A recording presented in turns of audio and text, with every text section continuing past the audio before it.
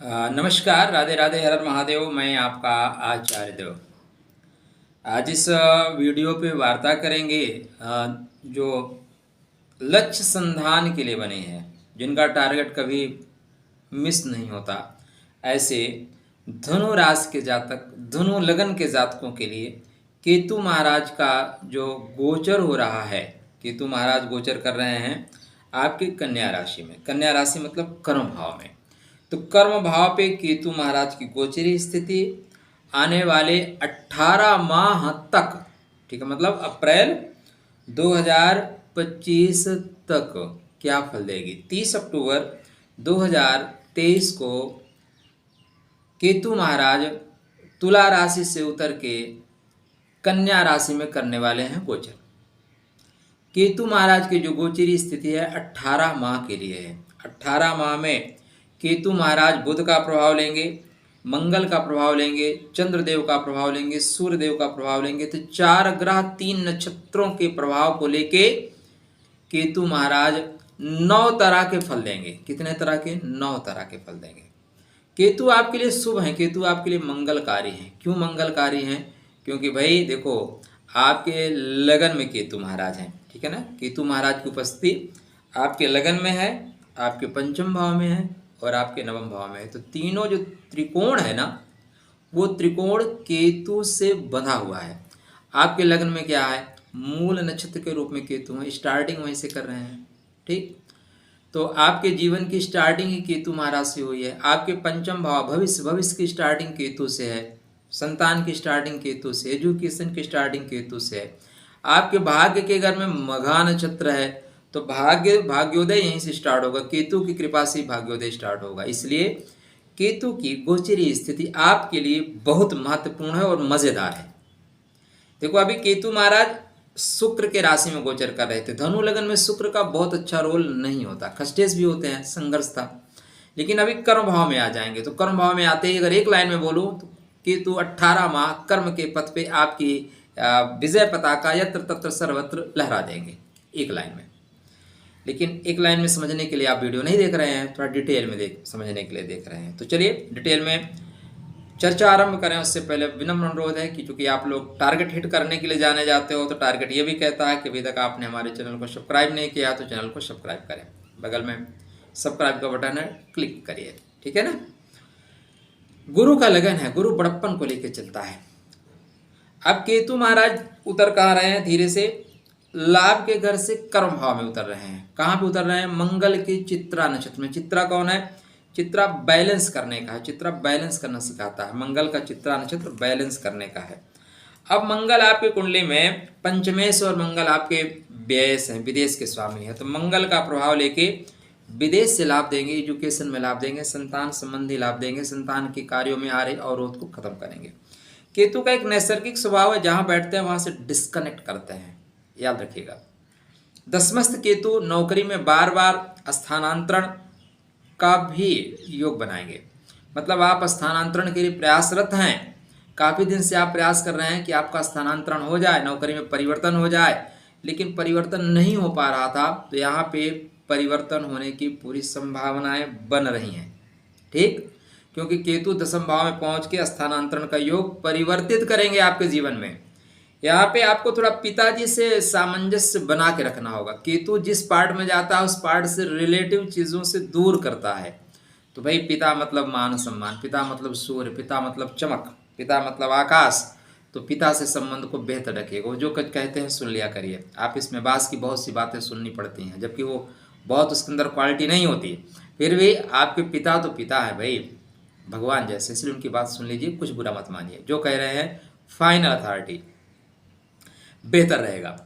यहाँ पे पहले चित्रा नक्षत्र में, फिर हस्त नक्षत्र में और फिर उत्तर फाल्गुनी नक्षत्र में, 3 नक्षत्रों में चलेंगे आपके केतु महाराज। तो देखिए, चित्रा मतलब बैलेंस करने का, तो बैलेंस करते हुए जाएंगे। हस्त मतलब आपकी कुंडली में चंद्रदेव का नक्षत्र है। अब चंद्रमा महाराज थोड़े से अष्टम भाव के कारकत्व को लेकर चलेंगे। तो कहते हैं थोड़ी गहराई में जाओ, थोड़े अंदर घुस के तो देखो, तो आपको गहराई में ले जाएंगे। और उसके बाद सूर्य नारायण का नक्षत्र, सूर्य नारायण आपके भाग्य के स्वामी है, तो भाग्य आपका सपोर्ट करेगा। चलिए हम 9 पार्टों में इसको डिवाइड करके बात करेंगे, कौन पार्ट में कैसा फल आपको मिलेगा, ठीक है ना। तो पहले पार्ट में जैसे स्टार्ट कर रहे हैं आप स्टार्टिंग कर रहे हैं, स्टार्टिंग में क्या हो रहा है कि ये चित्रा नक्षत्र के द्वितीय चरण में गोचर करेंगे। अब चित्रा नक्षत्र का जो द्वितीय चरण है उसको बोलते हैं कन्या नवांश। तो बढ़िया है, कन्या राशि और कन्या नवांश, राशि भी कन्या और नवांश भी कन्या, अच्छा रहेगा आपके लिए। यहाँ पे रोजगार के क्षेत्र में आ रहे अवरोधों को आप दूर करेंगे, पिता से या पिता तुल्य लोगों से लाभ लेंगे, सरकार से लाभ लेंगे, जहाँ काम करते हैं सीनियर अधिकारी से लाभ लेंगे, बेहतर परिणाम मिलेगा। तो ये माह आपका नवंबर दिसंबर कर्म के क्षेत्र में विकास करते हुए जाएंगे। इसके बाद फिर ये सूर्य नारायण के सिंह नवांश में आएंगे जनवरी और फरवरी में। तो जनवरी फरवरी में भाग्योदय के लिए विशेष अवसर है। तो 2024 आपके लिए श्रेष्ठ लाभ देने वाला है, ठीक है ना।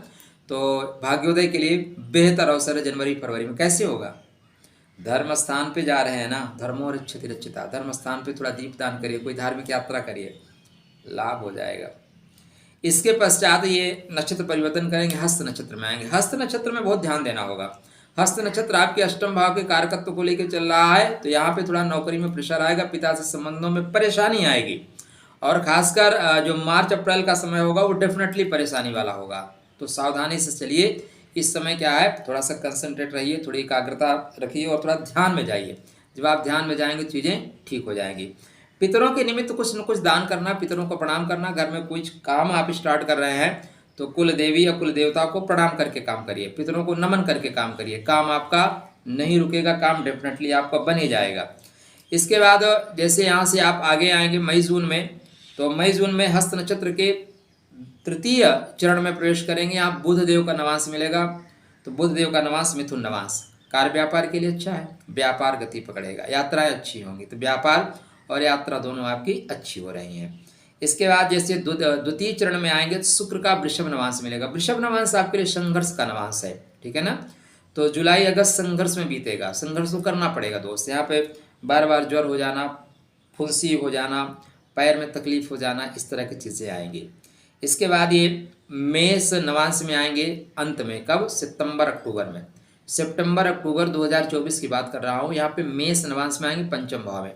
यहाँ पे अगर आप गर्भवती महिला हैं तो विशेष केयर करिएगा, ध्यान रखिएगा, गर्भ संबंधित कष्ट हो सकता है। संतान अगर गर्भ में है तो डॉक्टर की पूर्ण सलाह लीजिए, नहीं तो यहाँ पे आपको तकलीफ हो सकती है।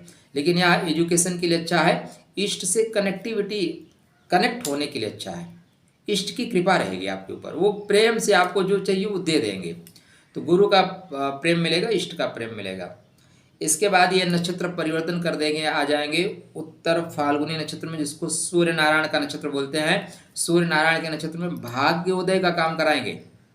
जो आपको 8 महीने परेशानी बीच में आ रही थी थोड़ी बहुत, वो परेशानी खत्म कर देंगे। तो यहाँ पे नवंबर दिसंबर से आप देखेंगे, सितंबर अक्टूबर से ही, हाँ, तो यहाँ पे बेहतर परिणाम मिलना शुरू हो जाएगा। नवंबर दिसंबर जनवरी फरवरी मार्च अप्रैल मीन नवांश में स्टार्ट करेंगे। कहाँ करेंगे, मीन नवांश। मीन नवांश आपके सुख का नवांश है, तो सुख की चीज़ें देंगे, घर में आ रही परेशानियों को दूर कर देंगे, बोलेंगे भगो बहुत हो गया, परेशान मत करो, जाओ। तो केतु महाराज परेशानियों को खत्म करेंगे। इसके बाद जैसे तृतीय चरण में उत्तर फाल्गुनी के आएंगे तो यहाँ पे आपको कुंभ नवांश मिलेगा। कुंभ क्या है, कुंभ आपके कुंडली में बंधु बांधवों का है, भाइयों का है, भाइयों के सहयोग से आगे बढ़िए ना, मित्र सपोर्ट करेंगे। और अंत में मकर नवांश में आएंगे। मकर क्या है, धन का नवांश है, तो धन देने की स्थिति में होंगे। ये केतु महाराज का पूरा 18 माह में 2-2 माह की गोचरी स्थिति। केतु आपके लिए बहुत इंपॉर्टेंट है। मैंने पहले ही पॉइंट में बोला, देखिए महाराज, केतु आपके लगन में है, मूल नक्षत्र में है। केतु आपके पंचम भाव में अश्विनी नक्षत्र में है। केतु आपके भाग्य के घर में मघा नक्षत्र में है। अब केतु को अगर आप ठीक करके रखें ना, सारी चीज़ें अच्छी होंगी, सेहत अच्छी रहेगी, मान सम्मान मिलेगा, एजुकेशन अच्छी रहेगी, प्रेम मिलेगा, भाग्य की उन्नति होगी। सबसे अच्छा उपाय, केतु के मंत्र का जाप करिए। ओम स्त्राम स्त्रीम स्त्रोम सा केतु नमः। वैदिक मंत्र का जाप करना है, वैदिक मंत्र का जाप करिए। केतु चाहते हैं ध्यान करना, थोड़ा ध्यान में जाइए। केतु चाहते हैं पितरों का या बड़ों का मान सम्मान करें। देखिए मूल नक्षत्र, मूल मतलब जड़ से जुड़ के रहिए, मघा मतलब पितरों से जुड़ के रहिए, अश्विनी मतलब जो बड़े लोग हैं उनका मान सम्मान करिए, लोगों की सेवा करिए। तो अगर आप ऐसा करेंगे तो डेफिनेटली आपको लाभ होगा। उपाय के तौर पे प्रत्येक अमावस्या के पितरों के निमित्त एक दीप दान करना श्रेष्ठ लाभ देने वाला होगा। कभी बहते हुए पानी में भी दीपक प्रवाहित करके देखिए, मज़ा आएगा। चलिए, खुश रहिए, स्वस्थ रहिए, मुस्कुराते रहिए। वीडियो पसंद आए तो शेयर ज़रूर करिए।